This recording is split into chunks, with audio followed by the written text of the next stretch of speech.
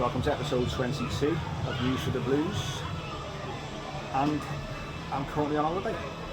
You can probably hear a little bit of background noise from the pool. I'm currently sitting in a lovely Rhodes sunshine for the last couple of days of my holiday, but as usual, Everton don't sleep and things always crop up, and something which we thought had gone away has cropped up once again, with it being obviously near the World Cup. I'll talk you through the shirts first of all. Obviously, the England shirt I've currently got on. What was it? I think it was 2022 shirt, wasn't it? With Grealish 7 on the back. Lovely shirt. Obviously, the man himself. Fingers crossed we get that deal done. He, by all accounts, does want to come back to the football club. And also, I've got the 2018-19 Italy player spec version. I've got quite a few Italy shirts in the collection. You can't beat the player spec versions. That one's absolutely lovely.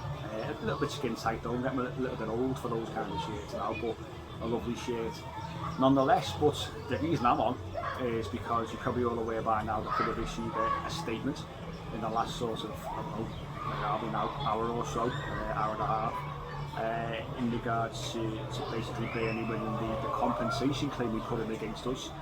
Going back to when we reached PSR regulations in June 2022, the club have been told they've got to pay Burnley, what was it, around £26 million plus at least £9.1 million in interest, so it's got to top out around in and around just under £40 million. We had a phone call with the football club late on this afternoon my time, and it's fair to say, you've probably all seen the statement by now. The club are not too pleased, and understandably so. We seem to be getting punished again and again and again for the same thing, and it's sort of, you get yourself thinking, well, when's this going to stop? The club felt that they could put together a decent case, explaining why they shouldn't be punished again and why Burnley's case was flawed. The statement that's come out by the football club is pretty strong in terms of the wording. They actually reject the decision made by the PremierLeague independent panel, and it should be noted it is the same 3 people who sat on the original panel that docked us 10 points, so make of that what you will. So the club certainly are not very happy at all. Obviously, as a fan base, we've got a right to be angry.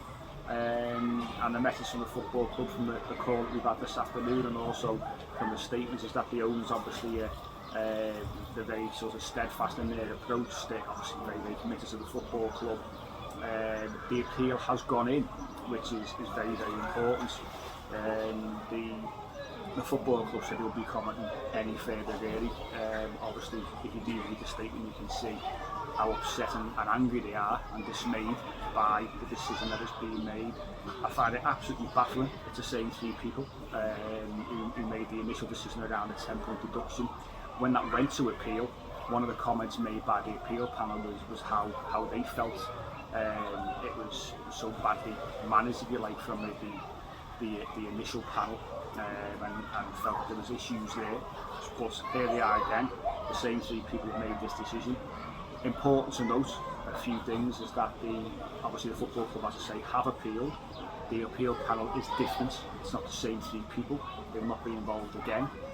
So although we've been ordered to pay this amount at this moment in time, fingers crossed the appeal does go to plan and that gets reduced, or if it goes according to plan, to one extent is totally dismissed altogether. But Burnley were looking for around £51.7 million in compensation. That was put down to 26, obviously then plus this £9.1 million interest. Say that's a minimum figure by all accounts. So it was reduced based on what they said that they were due. Everton said, well, you know, based on parachute payments and player sales, they felt that Burnley were probably in a better position financially. Don't forget that we've lost out already in terms of the points that we had deducted, and also because of the point deductions, potential prize money and things like that as well. You know, maybe to in and around £6 million. So financially, it's hit our football club already. But this independent panel obviously sided with Burnley, and that's where we currently are. I think obviously something else to notice from the call that we had is that the owners have said, or the football club has said, our summer transfer budget is not impacted by this, which is very, very important. So obviously plans are in place, the summer has started. We expect obviously players to come in sooner rather than later. Obviously linked to a few players over the last sort of couple of weeks or so.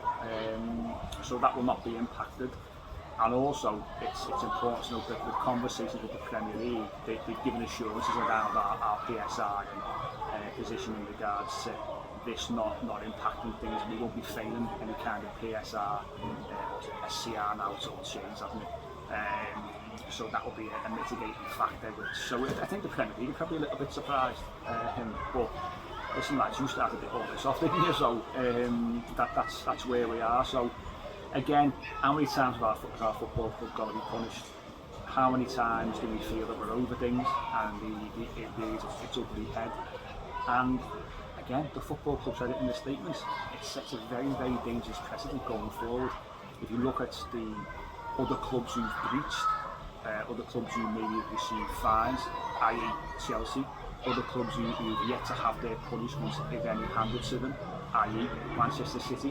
What's the lay of the land then? Do we all start putting in claims against these clubs in terms of prize money and things like that? Is that how it's going to work?